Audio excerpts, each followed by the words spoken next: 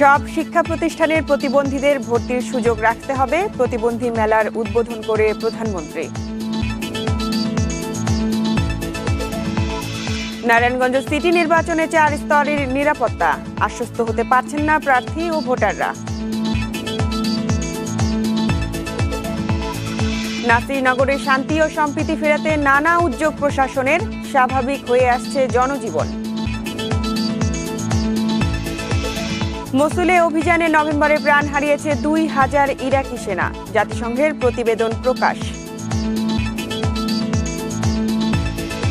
বিপিএলে বরিশালের বিপক্ষে টস জিতে ব্যাটিংয়ে রংপুর, সন্ধ্যায় মুখোমুখি রাজশাহী চট্টগ্রাম।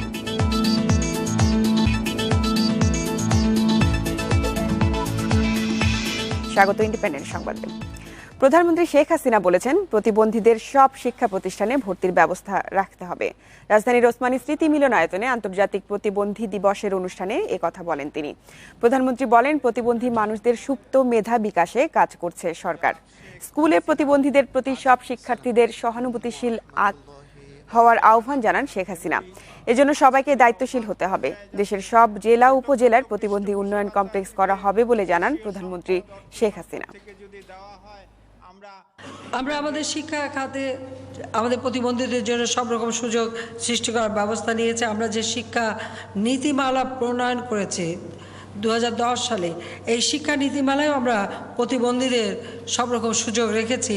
সেখানে উল্লেখ আছে, আমি কোট করছি, যে প্রতিবন্ধিতার কারণে কোনো শিশুকে শিক্ষা কার্যক্রম থেকে দূরে রাখা যাবে না।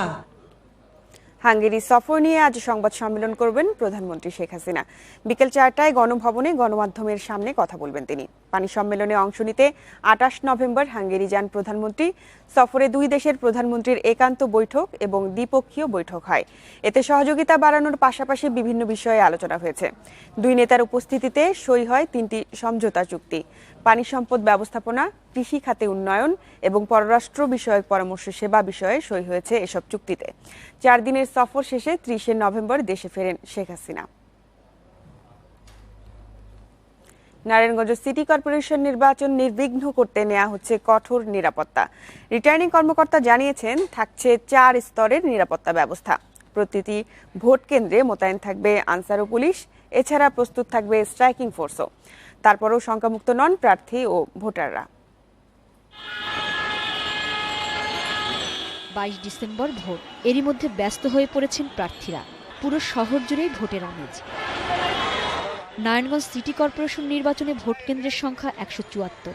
নিরাপত্তা নিয়ে যথেষ্ট তৎপর নির্বাচন কমিশন। আইন শৃঙ্খলা পরিস্থিতি নিয়ে শঙ্কিত হওয়ার কিছু নেই বললেন রিটার্নিং কর্মকর্তা। 4 স্তর বিশিষ্ট নিরাপত্তা ব্যবস্থা থাকবে। এছাড়াও আমরা যেটি করেছি, যেসব রাস্তা সরু, সেখানে আমরা কিছু ফোর্সকে স্ট্যান্ড বাই রেখে লোকজনকে যাওয়া আসাতে সহযোগিতা করব। নির্বাচন কমিশনের উদ্যোগে আওয়ামী লীগের মেয়র প্রার্থী আইভি সন্তোষ প্রকাশ করেছেন, কিন্তু বিএনপির প্রার্থী সাখাওয়াত এখনও নিশ্চিন্ত হতে পারছেন না। প্রথম থেকেই সেনা মোতায়েনের দাবি জানাচ্ছেন তিনি। রিটার্নিং অফিসার নুরুজ্জামান তালুকদার সাহেব, উনি ওদিন আপনাদের সামনেই যে বক্তব্যটা দিয়েছে, এই নারায়ণগঞ্জ সিটি কর্পোরেশন এলাকায় 174টি ভোট কেন্দ্র রয়েছে। 174টা কেন্দ্রকেই উনি ঝুঁকিপূর্ণ হিসাবে ওই সময় বলেছে। এমন আচরণ প্রদর্শন করতে হবে আইন শৃঙ্খলা বাহিনীকে, যাতে করে জনগণ, ভোটাররা বুঝতে পারে যে ভোট সঠিকভাবে হবে এবং নিরপেক্ষভাবে ভোট হবে। এদিকে নির্বাচনকে ঘিরে আওয়ামী লীগ ও বিএনপির মধ্যে স্পষ্ট হয়ে উঠেছে বিভেদ। এ পরিস্থিতিতে নিরাপত্তা নিয়ে সংশয় ভোটাররাও। 2 জন প্রার্থী, বিশেষ করে হেভিওয়েট প্রার্থী রয়েছেন, তারাই আসলে আইন শৃঙ্খলা পরিস্থিতি নিয়ে শঙ্কা প্রকাশ করেছেন। তো সেই জায়গা থেকে আমরা একজন ভোটার হিসেবে, বা আমরা যারা সাধারণ ভোটার, আমরা আসলে কোন জায়গায় থাকি? নারায়ণগঞ্জের যে ভোট কেন্দ্রগুলো, এগুলো বেশিরভাগই ঝুঁকিপূর্ণ, সেই জন্য আমরা আতঙ্কগ্রস্ত। নির্বাচনের মনোনয়নপত্র প্রত্যাহারের শেষ দিন 4 ডিসেম্বর। প্রার্থীদের মধ্যে প্রতীক বরাদ্দ হবে 5 December. Independent news desk. Narayanganj city নির্বাচনের সবশেষ খবর জানাতে সরাসরি যোগ দিচ্ছেন সহকর্মী মাহবুব আলম। মাহবুব, অবৈধ অস্ত্র উদ্ধার অভিযান কতটা এগিয়েছে, আর নির্বাচনী আচরণবিধি লঙ্ঘনের বিরুদ্ধে কি ধরনের ব্যবস্থা নিয়েছে কমিশন?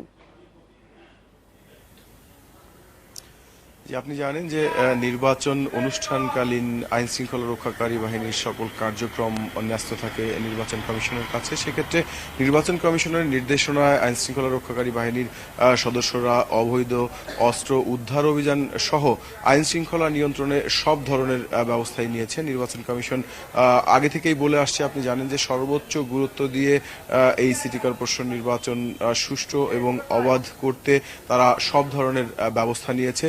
এর অংশ হিসাবে যা যা করা দরকার সবই তারা করবেন। তবে শুরু থেকেই বিএনপি সমর্থিত প্রার্থী অ্যাডভোকেট সাখাওয়াত হোসেন খান তিনি কিন্তু দাবি করে আসছেন যে সেনাবাহিনী মোতায়েন না করলে এই নির্বাচনে বড় ধরনের গোলযোগের আশঙ্কার কথা তিনি জানিয়েছেন। তার পরিপ্রেক্ষিতে নির্বাচন কমিশন জানিয়ে দিয়েছেন যে আসলে সেনাবাহিনী মোতায়েনের মতো কোনো ধরনের পরিস্থিতি এখানে তৈরি হয়নি। ঠিক একই সুরে কথা বলেছিলেন আওয়ামী লীগ সমর্থিত প্রার্থী ডাক্তার সেলিনা হায়াত আইভী। তিনি বলেছিলেন যে গত সিটি কর্পোরেশন নির্বাচন অনুষ্ঠানের ক্ষেত্রে সেনাবাহিনী মোতায়েন করা হয়নি, তারপরও সুষ্ঠু নির্বাচন অনুষ্ঠিত হয়েছিল। কিন্তু গত কয়েকদিনের ব্যবধানে কিন্তু তার সুরও কিছুটা নেমে এসেছে। তিনি বলছেন যে যদি নির্বাচন কমিশন এখানে সেনাবাহিনী মোতায়েন করে তাহলে তার কোনো আপত্তি নাই এবং সেনাবাহিনী চাইলে এখানে দায়িত্ব পালন করবে এবং নির্বাচন কমিশন চাইলে সেনাবাহিনী মোতায়েন করলে তিনি সেটিকে স্বাগত জানাবেন বলে জানিয়েছেন। তো এতে সাধারণ মানুষ মনে করছে যে আসলে তার মধ্যেও হয়তো ভিতরে ভিতরে কোনো একটি শঙ্কা রয়েছে যে এখানে হয়তো তৃতীয় কোনো মাহবুব, এই শঙ্কার বিষয়টা একটু জানতে চাচ্ছি যে কেন মনে করা হচ্ছে যে শঙ্কা রয়ে যাচ্ছে, সেনাবাহিনী হয়তো মোতায়েন করতে হবে। বিএনপির প্রার্থীও সেই কথাই বলছেন, আবার আপনি বলছিলেন যে আইভির শুরু কিছুটা সেদিকেই যাচ্ছে। কেন আসলে কি কারণে ওই এলাকার পরিবেশটা সম্পর্কে একটু জানতে চাচ্ছি। আপনি জানেন যে এখানে আসলে মূলত রাজনৈতিকভাবে যারা প্রভাবশালী, আওয়ামী লীগ এবং বিএনপির রাজনৈতিকভাবে সবচেয়ে প্রভাবশালী দুই ব্যক্তি, আওয়ামী লীগের ওসমান পরিবারের সংসদ সদস্য শামীম ওসমান এবং বিএনপির তৈমুর আলম খন্দকার, এরা মূলত এই নারায়ণগঞ্জের রাজনীতি নিয়ন্ত্রণ করে থাকেন। কিন্তু এই সিটি কর্পোরেশন নির্বাচনে মনোনয়ন দেওয়ার ক্ষেত্রে এই দুই পরিবারের কারোই মতামতের প্রতিফলন ঘটেনি। আপনি জানেন যে শামীম ওসমান স্থানীয়ভাবে আওয়ামী লীগের রাজনীতি নিয়ন্ত্রণ করে, কিন্তু তিনি যাকে মনোনয়ন দিতে চেয়েছিলেন তাকে মনোনয়ন দেওয়া হয়নি এবং তৈমুর আলম খন্দকার নিজেই মনোনয়ন প্রত্যাশী ছিল কিন্তু তিনি মনোনয়ন পাননি। এ কারণে নানা ধরনের শঙ্কা এখানে তৈরি হয়েছে। মাহবুব, আপনাকে ধন্যবাদ। জানাচ্ছিলেন নারায়ণগঞ্জ থেকে সিটি কর্পোরেশন নির্বাচনের সবশেষ খবর। আমরা চলে যাচ্ছি পরের খবরে। যুক্তরাষ্ট্রের পেনসিলভেনিয়া বিশ্ববিদ্যালয় থেকে লুই কানের মূল নকশার 4টি কপি দেশে আনা হয়েছে। সে অনুযায়ী সংসদ ভবন এলাকার একটি মডেল তৈরি করছে স্থাপত্য অধিদপ্তর। পাশাপাশি মূল নকশায় ফিরতে একটি বিশেষজ্ঞ কমিটি করার পরামর্শ দিচ্ছেন তারা। এদিকে গৃহায়ন ও গণপূর্ত মন্ত্রী জানিয়েছেন সংসদ ভবন চত্বরে থাকা নকশা বহির্ভূত সব স্থাপনা সরিয়ে নিতে কাজ শুরু করছে সরকার। মুক্তিযুদ্ধের পর বেশ কবার বাংলাদেশে এলেও সংসদ ভবনের মূল নকশাটি ছিল স্থপতি লুই আই কানের কাছেই। নকশা বিকৃতির নানা আলোচনা সমালোচনার পর মূল নকশাটি যুক্তরাষ্ট্র থেকে দেশে আনার উদ্যোগ নেয় সরকার। কানের প্রতিষ্ঠান ডেভিড অ্যান্ড উইজডমের পাওনা শোধ করে পেনসিলভেনিয়া ইউনিভার্সিটির আর্কিটেকচারাল আর্কাইভ থেকে সেটি ঢাকায় পৌঁছেছে বৃহস্পতিবার। গতকালকে বিকেলে এসছে 41টা বক্স, আমি যতদূর জানি বক্সগুলো জাতীয় সংসদ সচিবালয়ের কাছে হস্তান্তর করা হয়েছে। মাননীয় প্রধানমন্ত্রী চাচ্ছিলেন যে কানের যে নকশা আছে হুবহু সেই নকশা অনুযায়ী যেন নির্মাণ করা হয়, সেই কারণে এই মূল নকশাটা আনার আসলে মূল দায়িত্ব পড়েছিল। 41টি বাক্সে হার্ড ও সফট কপির 4 সেট নকশা এসেছে দেশে, তবে এখনো পৌঁছায়নি সে সময়ের 900 দুর্লভ ছবি। 1961 সালে কাজ শুরুর পর 4 বার নকশা বদল করেন লুই কান।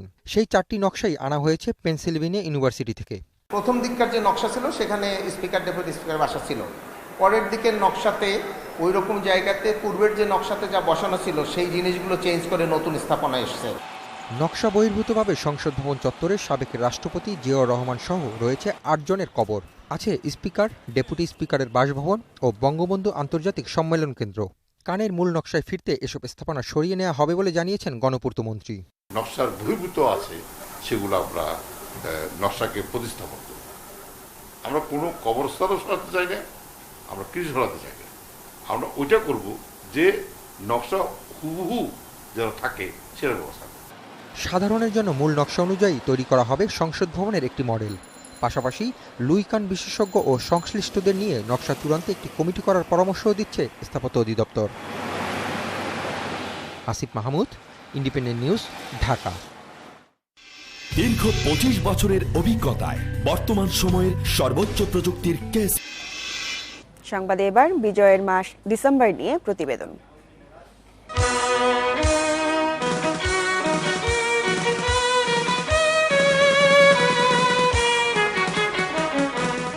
মুক্তিযুদ্ধে 104টি সফল অপারেশন সামনে থেকে নেতৃত্ব দেন হেমায়েতুদ্দিন। 6000 সশস্ত্র যোদ্ধা নিয়ে গড়ে তোলেন হেমায়েত বাহিনী। পাকিস্তানি সেনা ছাউনিতে ছিলেন মূর্তিমান এক আতঙ্কের নাম। 71-এর রণাঙ্গনের এ বাহিনীর মতো সব আঞ্চলিক বাহিনী নিয়ে বড় পরিসরে গবেষণার তাগিদ দিলেন ইতিহাসবিদরা। পৈয়াব আলী বখতিয়ার এবং রতন কুমার, এবং অনেক পাকিস্তানি মারা যায়। মৃত্যুর 1 বছর আগে এভাবেই যুদ্ধের স্মৃতিচারণ করেন হেমায়েতুদ্দিন। ছিলেন ইস্ট বেঙ্গল রেজিমেন্টে। মুক্তিযুদ্ধ শুরু হলে নানা বাহিনীর প্রশিক্ষণপ্রাপ্ত কয়েকজনকে নিয়ে গড়েন ছোট্ট একটি বাহিনী। 17 সঙ্গী নিয়ে 28 মার্চ দখল করে নেন জয়দেবপুর ক্যান্টনমেন্ট। অস্ত্র গোলাবারুদ সংগ্রহ করে ফেরেন নিজ গ্রাম গোপালগঞ্জের টুপুরিয়ায়। 21 এপ্রিল দখল করে নেন ফরিদপুর পুলিশ লাইন। মুক্তিযুদ্ধের 9 মাসে 6000 সশস্ত্র যোদ্ধাকে 42টি দলে ভাগ করে হানাদার বাহিনীকে বিপর্যস্ত করেন হেমায়েত। 104টি অপারেশনের সামনে থেকে নেতৃত্ব দেন তিনি। রামশীল বাজারের পাশে আগুন দিয়েছে, হেমায়েত পিছন দিকে তাকাইয়া যখন আগুন দেখতে পাচ্ছে রুটিটা ঢেলে রাখলো, যুদ্ধে যাত্রা করতে হবে। আমি বললাম, হেমায়েত বোধহয় অনেক আর্মি আসছে, রাখেন, কোনো আর্মি কোনো বাধা বিপত্তি আমি মানব না, আমি মোকাবেলা হব। ডিসেম্বরের শুরুতেই গোপালগঞ্জের কোটালি পাড়ায় 500 পাকিস্তানি সেনাকে পরাজিত করে হেমায়েত বাহিনী। একে একে তাদের দখলে আসে কোটালীপাড়া, টুঙ্গিপাড়া, ফরিদপুর, ভাটিয়াপাড়া সহ বরিশালের উত্তরাঞ্চল, খুলনা বাগেরহাট ও যশোরের কালিয়া এবং মাদারীপুরের পশ্চিমাংশ। প্রায় 11 না 12টির মতো এই ধরনের বাহিনী গড়ে উঠেছিল দেশের মাটিতেই, যারা স্থানীয় নেতৃত্বে সংগঠিত হয়েছে, যুদ্ধ করেছে।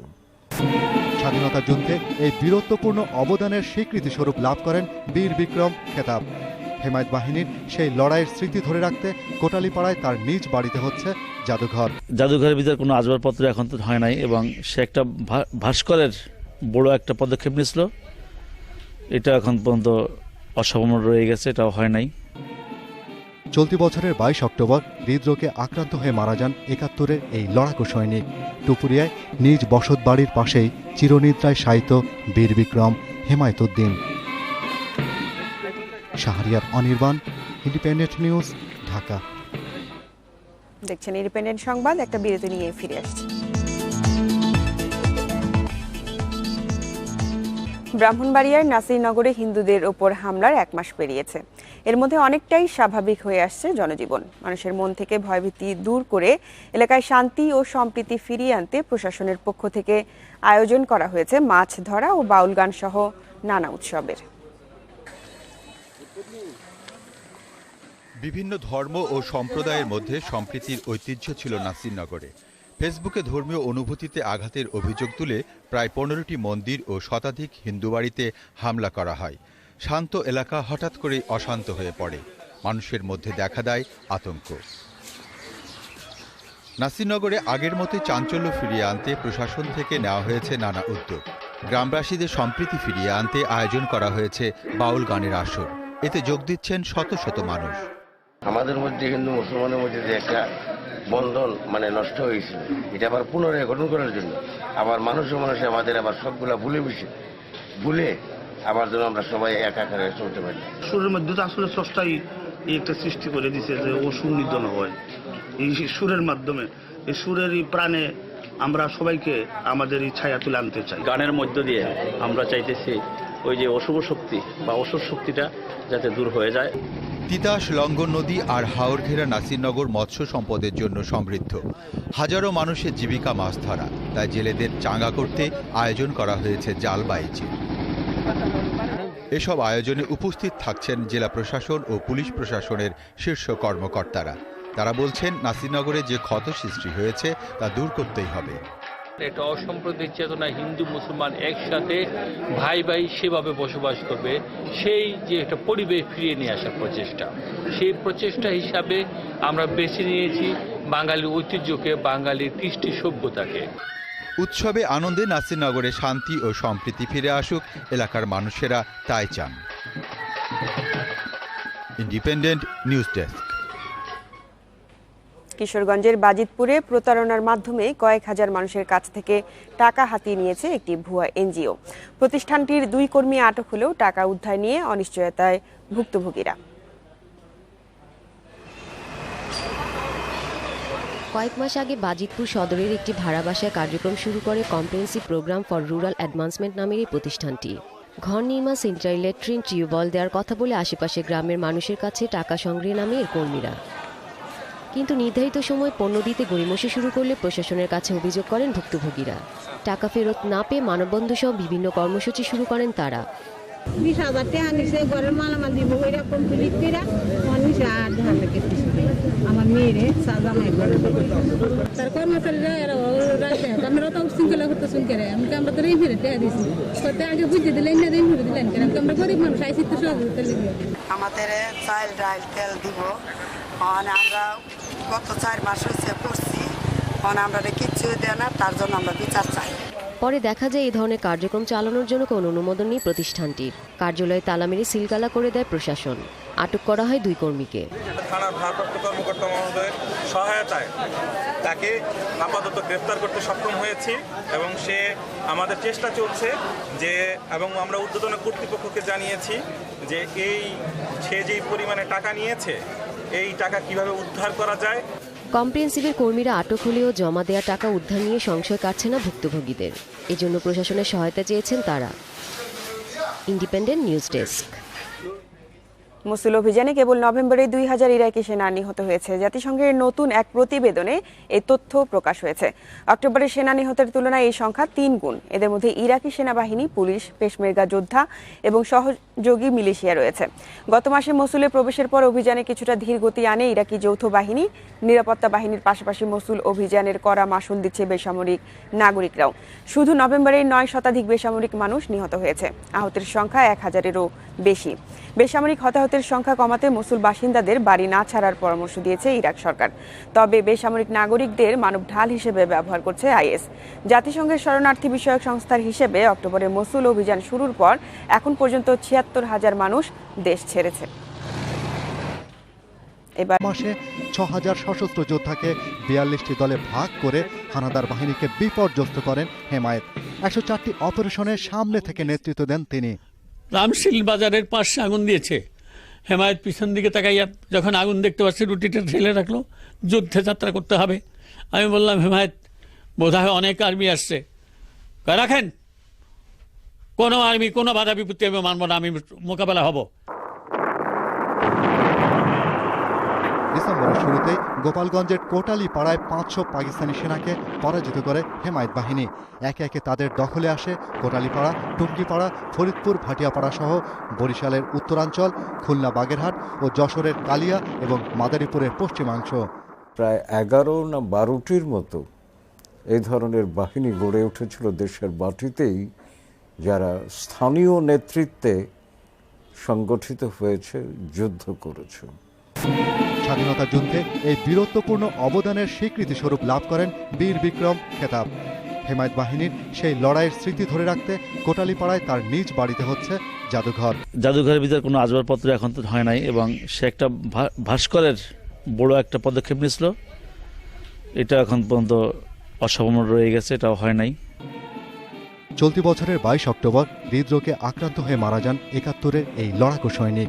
টুপুরিয়ায় নিজ বসত বাড়ির পাশেই চিরনিদ্রায় শায়িত বীর বিক্রম হেমায়েত উদ্দিন। Shahriar Anirban, independent news, Dhaka. দেখছেন ইন্ডিপেন্ডেন্ট সংবাদ। একটা বিরতি নিয়ে ফিরে আসছি। ব্রাহ্মণবাড়িয়ার নাসিরনগরে হিন্দুদের ওপর হামলার 1 মাস পেরিয়েছে। এর মধ্যে অনেকটাই স্বাভাবিক হয়ে আসছে জনজীবন। মানুষের মন থেকে ভয়ভীতি দূর করে এলাকায় শান্তি ও সম্প্রীতি ফিরিয়ে আনতে প্রশাসনের পক্ষ থেকে আয়োজন করা হয়েছে মাছ ধরা ও বাউল গান সহ নানা উৎসবের। বিভিন্ন ধর্ম ও সম্প্রদায়ের মধ্যে সম্প্রীতির ঐতিহ্য ছিল নাসিরনগরে। ফেসবুকে ধর্মীয় অনুভূতিতে আঘাতের অভিযোগ তুলে প্রায় 15টি মন্দির ও শতাধিক হিন্দু বাড়িতে হামলা করা হয়। শান্ত এলাকা হঠাৎ করে অশান্ত হয়ে পড়ে, মানুষের মধ্যে দেখা দেয় আতঙ্ক। নাসিরনগরে আগের মতোই চাঞ্চল্য ফিরিয়ে আনতে প্রশাসন থেকে নেওয়া হয়েছে নানা উদ্যোগ। গ্রামবাসীদের সম্প্রীতি ফিরিয়ে আনতে আয়োজন করা হয়েছে বাউল গানের আসর। এতে যোগ দিচ্ছেন শত শত মানুষ। আমাদের মধ্যে হিন্দু মুসলমানের মধ্যে যে একটা বন্ধন নষ্ট হয়েছিল, এটা আবার পুনরায় গঠন করার জন্য আবার মানুষে আমাদের আবার সবগুলা ভুলে আবার যেন আমরা সবাই একাকারে চলতে পারি। নির্বাচন কমিশন জানিয়ে দিয়েছেন যে আসলে সেনাবাহিনী মোতায়েনের মতো কোনো ধরনের পরিস্থিতি এখানে তৈরি হয়নি। ঠিক একই সুরে কথা বলেছিলেন আওয়ামী লীগ সমর্থিত প্রার্থী ডাক্তার সেলিনা হায়াত আইভী। তিনি বলেছিলেন যে গত সিটি কর্পোরেশন নির্বাচন অনুষ্ঠানের ক্ষেত্রে সেনাবাহিনী মোতায়েন করা হয়নি, তারপরও সুষ্ঠু নির্বাচন অনুষ্ঠিত হয়েছিল। কিন্তু গত কয়েকদিনের ব্যবধানে কিন্তু তার সুরও কিছুটা নেমে এসেছে। তিনি বলছেন যে যদি নির্বাচন কমিশন এখানে সেনাবাহিনী মোতায়েন করে তাহলে তার কোনো আপত্তি নাই এবং সেনাবাহিনী চাইলে এখানে দায়িত্ব পালন করবে এবং নির্বাচন কমিশন চাইলে সেনাবাহিনী মোতায়েন করলে তিনি সেটিকে স্বাগত জানাবেন বলে জানিয়েছেন। তো এতে সাধারণ মানুষ মনে করছে যে আসলে তার মধ্যেও হয়তো ভিতরে ভিতরে কোনো একটি শঙ্কা রয়েছে যে এখানে হয়তো তৃতীয় কোনো এই শঙ্কার বিষয়টা একটু জানতে চাচ্ছি যে কেন মনে করা হচ্ছে যে শঙ্কা রয়ে যাচ্ছে সেনাবাহিনী হয়তো মোতায়েন করতে হবে। বিএনপির প্রার্থীও সেই কথাই বলছেন, আবার আপনি বলছিলেন যে আইভীর সুর কিছুটা সেদিকেই যাচ্ছে। কেন আসলে কি কারণে ওই এলাকার পরিবেশটা সম্পর্কে একটু জানতে চাচ্ছি। আপনি জানেন যে এখানে আসলে মূলত রাজনৈতিকভাবে যারা প্রভাবশালী, আওয়ামী লীগ এবং বিএনপির রাজনৈতিকভাবে সবচেয়ে প্রভাবশালী দুই ব্যক্তি আওয়ামী লীগের ওসমান পরিবারের সংসদ সদস্য শামীম ওসমান এবং বিএনপির তৈমুর আলম খন্দকার, এরা মূলত এই নারায়ণগঞ্জের রাজনীতি নিয়ন্ত্রণ করে থাকেন। কিন্তু এই সিটি কর্পোরেশন নির্বাচনে মনোনয়ন দেওয়ার ক্ষেত্রে এই দুই পরিবারের কারোই মতামতের প্রতিফলন ঘটেনি। আপনি জানেন যে শামীম ওসমান স্থানীয়ভাবে আওয়ামী লীগের রাজনীতি নিয়ন্ত্রণ করে, কিন্তু তিনি যাকে মনোনয়ন দিতে চেয়েছিলেন তাকে মনোনয়ন দেওয়া হয়নি এবং তৈমুর আলম খন্দকার নিজেই মনোনয়ন প্রত্যাশী ছিল কিন্তু তিনি মনোনয়ন পাননি। এ কারণে নানা ধরনের শঙ্কা এখানে তৈরি হয়েছে। মাহবুব, আপনাকে ধন্যবাদ। জানাচ্ছিলেন নারায়ণগঞ্জ থেকে সিটি কর্পোরেশন নির্বাচনের সবশেষ খবর। আমরা চলে যাচ্ছি পরের খবরে। যুক্তরাষ্ট্রের পেনসিলভেনিয়া বিশ্ববিদ্যালয় থেকে লুই কানের মূল নকশার 4টি কপি দেশে আনা হয়েছে। সে অনুযায়ী সংসদ ভবন এলাকার একটি মডেল তৈরি করেছে স্থাপত্য অধিদপ্তর। পাশাপাশি মূল নকশায় ফিরতে একটি বিশেষজ্ঞ কমিটি করার পরামর্শ দিচ্ছেন তারা। এদিকে গৃহায়ন ও গণপূর্ত মন্ত্রী জানিয়েছেন সংসদ ভবন চত্বরে থাকা নকশা বহির্ভূত সব স্থাপনা সরিয়ে নিতে কাজ শুরু করছে সরকার। মুক্তিযুদ্ধের পর বেশ কবার বাংলাদেশে এলেও সংসদ ভবনের মূল নকশাটি ছিল স্থপতি লুই আই কানের কাছেই। নকশা বিকৃতির নানা আলোচনা সমালোচনার পর মূল নকশাটি যুক্তরাষ্ট্র থেকে দেশে আনার উদ্যোগ নেয় সরকার। কানের প্রতিষ্ঠান ডেভিড অ্যান্ড উইজডমের পাওনা শোধ করে পেনসিলভেনিয়া 22 ডিসেম্বর ভোট। এরই মধ্যে ব্যস্ত হয়ে পড়েছেন প্রার্থীরা। পুরো শহর জুড়েই ভোটের আমেজ। নারায়ণগঞ্জ সিটি কর্পোরেশন নির্বাচনে ভোট কেন্দ্রের সংখ্যা 174। নিরাপত্তা নিয়ে যথেষ্ট তৎপর নির্বাচন কমিশন। আইন শৃঙ্খলা পরিস্থিতি নিয়ে শঙ্কিত হওয়ার কিছু নেই বললেন রিটার্নিং কর্মকর্তা। 4 স্তর বিশিষ্ট নিরাপত্তা ব্যবস্থা থাকবে। এছাড়াও আমরা যেটি করেছি যেসব রাস্তা সরু সেখানে আমরা কিছু ফোর্সকে স্ট্যান্ড বাই রেখে লোকজনকে যাওয়া আসাতে সহযোগিতা করব। নির্বাচন কমিশনের উদ্যোগে আওয়ামী লীগের মেয়র প্রার্থী আইভী সন্তোষ প্রকাশ করেছেন, কিন্তু বিএনপির প্রার্থী সাখাওয়াত এখনও নিশ্চিন্ত হতে পারছেন না। প্রথম থেকেই সেনা মোতায়েনের দাবি জানাচ্ছেন তিনি। রিটার্নিং অফিসার নুরুজ্জামান তালুকদার সাহেব উনি ওদিন আপনাদের সামনেই যে বক্তব্যটা দিয়েছে, এই নারায়ণগঞ্জ সিটি কর্পোরেশন এলাকায় 174টি ভোট কেন্দ্র রয়েছে। 174টা কেন্দ্রকেই উনি ঝুঁকিপূর্ণ হিসাবে ওই সময় বলেছে। এমন আচরণ প্রদর্শন করতে হবে আইন শৃঙ্খলা বাহিনীকে, যাতে করে জনগণ ভোটাররা বুঝতে পারে যে ভোট সঠিকভাবে হবে এবং নিরপেক্ষভাবে ভোট হবে। এদিকে নির্বাচনকে ঘিরে আওয়ামী লীগ ও বিএনপির মধ্যে স্পষ্ট হয়ে উঠেছে বিভেদ। এ পরিস্থিতিতে নিরাপত্তা নিয়ে সংশয় ভোটাররাও। দুজন প্রার্থী, বিশেষ করে হেভিওয়েট প্রার্থী রয়েছেন, তারাই আসলে আইন শৃঙ্খলা পরিস্থিতি নিয়ে শঙ্কা প্রকাশ করেছেন। তো সেই জায়গা থেকে আমরা একজন ভোটার হিসেবে বা আমরা যারা সাধারণ ভোটার আমরা আসলে কোন জায়গায় থাকি? নারায়ণগঞ্জের যে ভোট কেন্দ্রগুলো এগুলো বেশিরভাগই ঝুঁকিপূর্ণ, সেই জন্য আমরা আতঙ্কগ্রস্ত। নির্বাচনের মনোনয়নপত্র প্রত্যাহারের শেষ দিন 4 ডিসেম্বর। প্রার্থীদের মধ্যে প্রতীক বরাদ্দ হবে 5 December. Independent news desk. Narayanganj city নির্বাচনের সবশেষ খবর জানাতে সরাসরি যোগ দিচ্ছেন সহকর্মী মাহবুব আলম। মাহবুব, অবৈধ অস্ত্র উদ্ধার অভিযান কতটা এগিয়েছে আর নির্বাচনী আচরণবিধি লঙ্ঘনের বিরুদ্ধে কি ধরনের ব্যবস্থা নিয়েছে কমিশন? আপনি জানেন যে নির্বাচন অনুষ্ঠানকালীন আইন শৃঙ্খলা রক্ষাকারী বাহিনীর সকল কার্যক্রম ন্যস্ত থাকে নির্বাচন কমিশনের কাছে। সেক্ষেত্রে নির্বাচন কমিশনের নির্দেশনায় আইন শৃঙ্খলা রক্ষাকারী বাহিনীর সদস্যরা অবৈধ অস্ত্র উদ্ধার অভিযান সহ আইন শৃঙ্খলা নিয়ন্ত্রণে সব ধরনের ব্যবস্থাই নিয়েছে নির্বাচন কমিশন। আগে থেকেই বলে আসছে, আপনি জানেন যে সর্বোচ্চ গুরুত্ব দিয়ে এই সিটি কর্পোরেশন নির্বাচন সুষ্ঠু এবং অবাধ করতে তারা সব ধরনের ব্যবস্থা নিয়েছে। এর অংশ হিসাবে যা যা করা দরকার সবই তারা করবেন। তবে শুরু থেকেই বিএনপি সমর্থিত প্রার্থী অ্যাডভোকেট সাখাওয়াত হোসেন খান তিনি কিন্তু দাবি করে আসছেন যে সেনাবাহিনী মোতায়েন না করলে এই নির্বাচনে বড় ধরনের গোলযোগের আশঙ্কার কথা তিনি জানিয়েছেন। তার পরিপ্রেক্ষিতে ইউনিভার্সিটির আর্কিটেকচারাল আর্কাইভ থেকে সেটি ঢাকায় পৌঁছেছে বৃহস্পতিবার। গতকালকে বিকেলে এসছে 41টা বক্স, আমি যতদূর জানি বক্সগুলো জাতীয় সংসদ সচিবালয়ের কাছে হস্তান্তর করা হয়েছে। মাননীয় প্রধানমন্ত্রী চাচ্ছিলেন যে কানের যে নকশা আছে হুবহু সেই নকশা অনুযায়ী যেন নির্মাণ করা হয়, সেই কারণে এই মূল নকশাটা আনার আসলে মূল দায়িত্ব পড়েছিল। 41টি বাক্সে হার্ড ও সফট কপির 4 সেট নকশা এসেছে দেশে। তবে এখনো পৌঁছায়নি সে সময়ের 900 দুর্লভ ছবি। 1961 সালে কাজ শুরুর পর 4 বার নকশা বদল করেন লুই কান। সেই 4টি নকশাই আনা হয়েছে পেনসিলভেনিয়া ইউনিভার্সিটি থেকে। প্রথম দিককার যে নকশা ছিল সেখানে স্পিকার ডেপুটি স্পিকার বাসা ছিল। পরের দিকের নকশাতে ওই রকম জায়গাতে পূর্বের যে নকশাতে যা বসানো ছিল সেই জিনিসগুলো চেঞ্জ করে নতুন স্থাপনা এসছে। নকশা বহির্ভূতভাবে সংসদ ভবন চত্বরে সাবেক রাষ্ট্রপতি জিয়াউর রহমান সহ রয়েছে 8 জনের কবর। আছে স্পিকার, ডেপুটি স্পিকারের বাসভবন ও বঙ্গবন্ধু আন্তর্জাতিক সম্মেলন কেন্দ্র। কানের মূল নকশায় ফিরতে এসব স্থাপনা সরিয়ে নেওয়া হবে বলে জানিয়েছেন গণপূর্তমন্ত্রী। নকশার বহির্ভূত আছে সেগুলো আমরা নকশাকে প্রতিস্থাপন করব। আমরা কোনো কবরস্থানও সরাতে চাই না, আমরা কিছু সরাতে চাই না। আমরা ওইটা করব যে নকশা হুবহু যেন থাকে সেটা ব্যবস্থা করব। সাধারণের জন্য মূল নকশা অনুযায়ী তৈরি করা হবে সংসদ ভবনের একটি মডেল। পাশাপাশি লুই কান বিশেষজ্ঞ ও সংশ্লিষ্টদের নিয়ে নকশা চূড়ান্তে একটি কমিটি করার পরামর্শও দিচ্ছে স্থাপত্য অধিদপ্তর। Asif Mahmud, independent news, Dhaka. দীর্ঘ 25 বছরের অভিজ্ঞতায় বর্তমান সময়ের সর্বোচ্চ প্রযুক্তির কেস। সংবাদে এবার বিজয়ের মাস ডিসেম্বর নিয়ে প্রতিবেদন।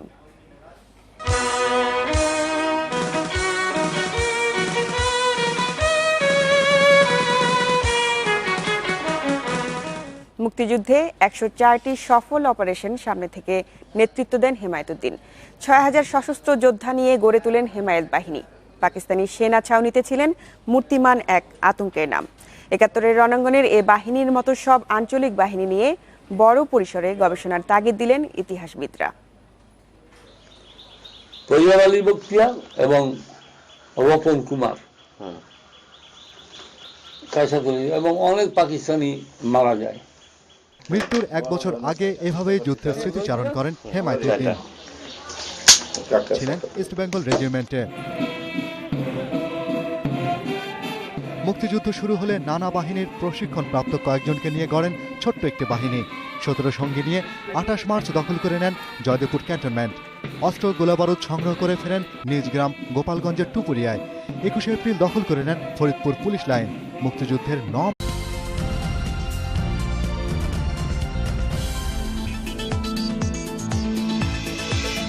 সব শিক্ষা প্রতিষ্ঠানের প্রতিবন্ধীদের ভর্তির সুযোগ রাখতে হবে, প্রতিবন্ধী মেলার উদ্বোধন করে প্রধানমন্ত্রী।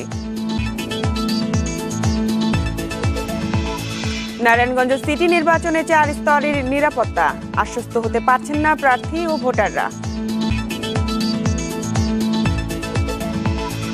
নাসিরনগরে শান্তি ও সম্প্রীতি ফেরাতে নানা উদ্যোগ প্রশাসনের, স্বাভাবিক হয়ে আসছে জনজীবন।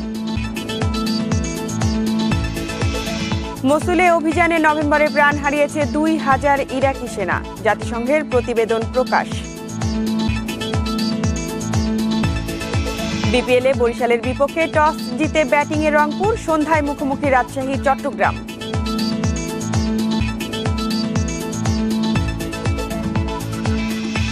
স্বাগত ইন্ডিপেন্ডেন্ট সংবাদে। প্রধানমন্ত্রী শেখ হাসিনা বলেছেন, প্রতিবন্ধীদের সব শিক্ষা প্রতিষ্ঠানে ভর্তির ব্যবস্থা রাখতে হবে। রাজধানীর ওসমানী স্মৃতি মিলনায়তনে আন্তর্জাতিক প্রতিবন্ধী দিবসের অনুষ্ঠানে একথা বলেন তিনি।